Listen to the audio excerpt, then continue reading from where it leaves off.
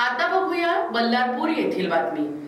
बल्लारशाह वनपरिक्षेत्रातील कळमणा उपक्षेत्रामधील क्षेत्रीय कर्मचारी हे वनात गस्तीवर असताना त्यांना नियत क्षेत्र कळमणामधील वनखंड क्रमांक 571 मध्ये 8 मेला सकाळी 8 वाजताच्या सुमारास वाघाचा बछडा मृतावस्थेत आढळून आला।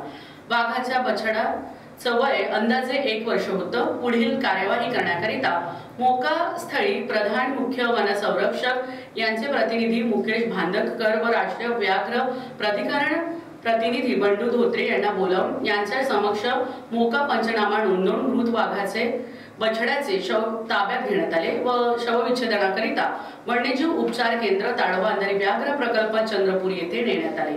मृत बछड्याचे शवाचे शवविच्छेदन डॉक्टर कुंदन पोडचलवार पशुवैद्यकीय अधिकारी व डॉक्टर आनंद नेवारे यांनी केले। सदर बछड्याचा मृत्यू मोठ्या वाघाच्या हल्ल्यात झाल्याचा प्राथमिक अंदाज पशुवैद्यकीय अधिकारी यांनी वर्तविला आहे।